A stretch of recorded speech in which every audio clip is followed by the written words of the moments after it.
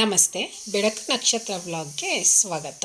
ನೀವೇನಾದರೂ ನನ್ನ ಚಾನಲ್ಗೆ ಹೊಸಬ್ರಾಗಿದ್ದರೆ ಪ್ಲೀಸ್ ಸಬ್ಸ್ಕ್ರೈಬ್ ಮಾಡಿಕೊಂಡು ವೀಡಿಯೋಸ್ನ ನೋಡಿ. ಸಬ್ಸ್ಕ್ರೈಬ್ ಆಗಿರೋರು ಸುಧಾ ವೀಡಿಯೋಸ್ನ ನೋಡಿ. ಫ್ರೆಂಡ್ ಆ್ಯಂಡ್ ಫ್ಯಾಮಿಲಿಗೆ ಶೇರ್ ಮಾಡಿ, ಲೈಕ್ ಕೊಡಿ, ಕಮೆಂಟ್ ಮಾಡಿ. ನಿಮ್ಮ ಸಪೋರ್ಟ್ ಯಾವಾಗಲೂ ಹೀಗೆ ಇರಲಿ. ನಾನು ಇವತ್ತಿನ ದಿನ ನಮ್ಮೂರಿನಲ್ಲಿ ಗೊಡ್ಗಾರ ಅಂತ ಒಂದು ರೆಸಿಪಿ ಮಾಡ್ತಾರೆ. ಇದಂತೂ ಅನ್ನಕ್ಕಂತೂ ತುಂಬಾ ಚೆನ್ನಾಗಿರುತ್ತೆ ಮತ್ತು ಪ್ರೆಗ್ನೆಂಟರಂತೂ ತುಂಬಾ ಇಷ್ಟಪಡ್ತಾರೆ.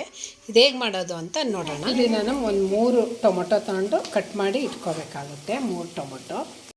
ಈಗ ಬೇಳೆ ಸಾಂಬಾರು ಪೌಡರ್ ತೊಗೊಂಡಿದ್ದೀನಿ. ಒಂದು 3 ಸ್ಪೂನಷ್ಟು ತೊಗೋಬೇಕಾಗುತ್ತೆ ಬೇಳೆ ಸಾಂಬಾರು ಪೌಡರು.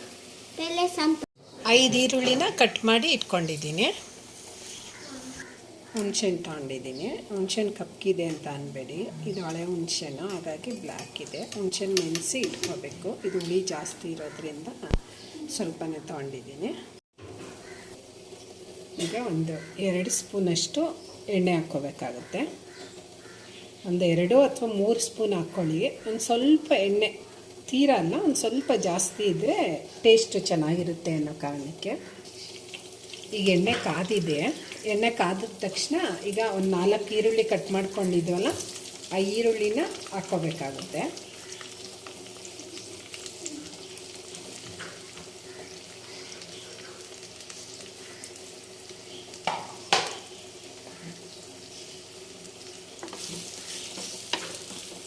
ಆನಂತರ ಗೋಲ್ಡನ್ ಕಲರ್ ಬರೋವರೆಗೂ ಈರುಳ್ಳಿನ ಫ್ರೈ ಮಾಡ್ಕೋಬೇಕು.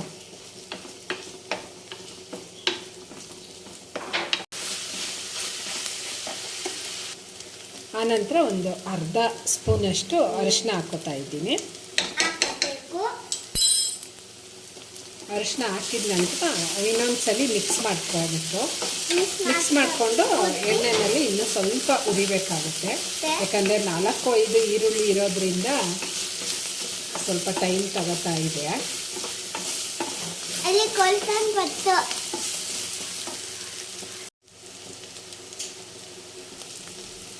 ಈಗ ಈರುಳ್ಳಿ ಎಲ್ಲ ನೀಟಾಗಿ ಗೋಲ್ಡನ್ ಕಲರ್ ಬಂದಾಗಿದೆ. ಈಗ ಟೊಮೊಟೊ ಹಾಕ್ಕೋತಾ ಇದ್ದೀನಿ. ಕಟ್ ಮಾಡಿ ಇಟ್ಕೊಂಡಿದ್ನಲ್ಲ, ಆ ಟೊಮೊಟೊ ಫುಲ್ಲು ಹಾಕ್ಕೋಬೇಕಾಗುತ್ತೆ.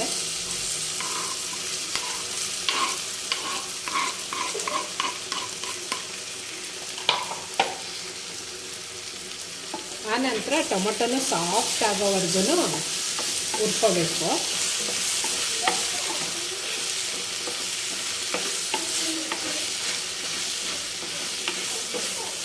ಎಣ್ಣೆನಲ್ಲಿ ನೀಟಾಗಿ ಟೊಮೊಟೊನು ಹುರ್ಕೋಬೇಕಾಗುತ್ತೆ.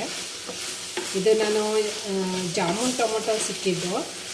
ಹುಳಿ ಟೊಮೊಟೊ ಆದರೆ ನೀವು ಹುಣಸೆಹಣ್ಣು ಸ್ವಲ್ಪ ಹಾಕಿದ್ರು ನಡೆಯುತ್ತೆ. ಜಾಮೂನ್ ಟೊಮೊಟೊದಲ್ಲಿ ಅಷ್ಟು ಹುಳಿ ಅಂಶ ಇರಲ್ವಲ್ಲ, ಹಾಗಾಗಿ ಸ್ವಲ್ಪ ಹುಣಸೆಹಣ್ಣು ಜಾಸ್ತಿ ತೊಗೊಂಡ್ರೆ ಹುಳಿ ಇದ್ದರೆ ತುಂಬ ಚೆನ್ನಾಗಿರುತ್ತೆ.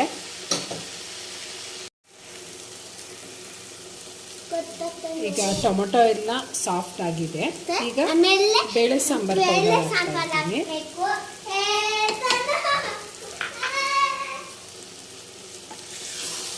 ಬೇಳೆ ಸಾಂಬಾರು ಪೌಡರ್ ಹಾಕಿದ ನಂತರ ಸ್ವಲ್ಪ ಹುರ್ಕೋಬೇಕಾಗುತ್ತೆ. ನನ್ನ ತಮ್ಮನ ಮಕ್ಕಳು ಬಂದ್ಬಿಟ್ಟು ಗಲಾಟೆ, ಅವ್ರ ಸೌಂಡೇ ಕೇಳಿಸ್ತಾ ಇದೆ. ನಾನು ವಾಯ್ಸ್ ಕೊಡ್ತಾ ಇದ್ದೆ, ಮಧ್ಯ ನಾನು ವಾಯ್ಸ್ ಕೊಡ್ತೀನಿ ಅತ್ತೆ ಅಂತ ಮಧ್ಯ ಬರ್ತಾವ್ರೆ. ಈಗ ಸ್ವಲ್ಪ ಎಣ್ಣೆಯಲ್ಲಿ ಫ್ರೈ ಮಾಡ್ಕೋಬೇಕಾಗುತ್ತೆ.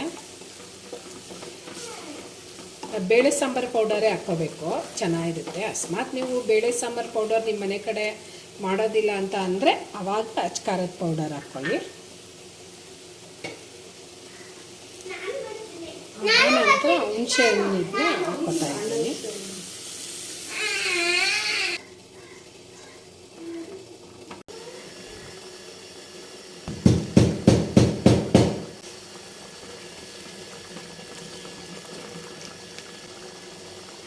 ರುಚಿಗೆ ತಕ್ಕಷ್ಟು ಉಪ್ಪು ಹಾಕ್ಕೋಬೇಕಾಗತ್ತೆ.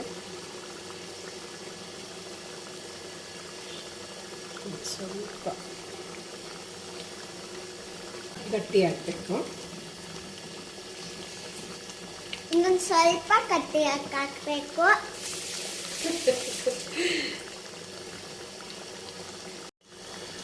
ಈಗ ಸಂಪೂರ್ಣ ರೆಡಿ ಆಗಿದೆ ನೋಡಿ. ಈ ರೀತಿ ಗಟ್ಟಿಯಾಗಿರಬೇಕು.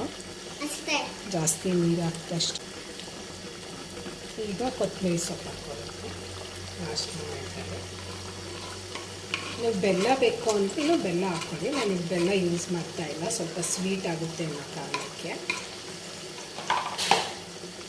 ಕೊತ್ತಂಬರಿ ಸೊಪ್ಪು ಹಾಕ್ಕೊಬಿಟ್ರೆ ರೆಡಿ ಆಗುತ್ತೆ. ಅದಕ್ಕೆ ಒಂದ್ಸಲಿ ಎಲ್ಲ ನೀಟಾಗಿ ಮಿಕ್ಸ್ ಮಾಡ್ಕೊಳ್ಳೋದ.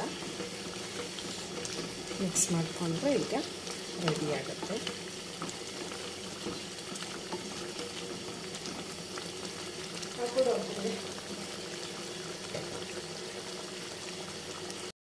ಈಗ ಸರ್ವಿಂಗ್ ಪ್ಲೇಟ್ಗೆ ಸರ್ವ್ ಮಾಡ್ಕೊಳ್ಳೋದ.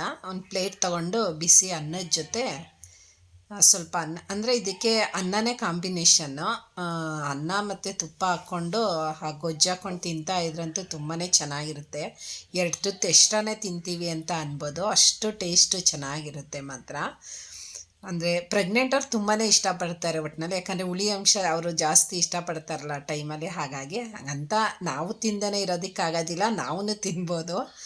ತುಂಬಾ ಚೆನ್ನಾಗಿರುತ್ತೆ. ಮನೆಯಲ್ಲಿ ಟ್ರೈ ಮಾಡಿ ಹೇಗಿತ್ತು ಅಂತ ಕಮೆಂಟ್ ಬಾಕ್ಸಲ್ಲಿ ತಿಳಿಸಿ. ಬರೀ 4 ಐಟಮ್ ಇದಕ್ಕೆ ಬೇಕಾಗಿರೋದು, ಮತ್ತು ಕ್ವಿಕ್ಕಾಗಿ ಬೇಗನೂ ಮಾಡ್ಕೋಬೋದು.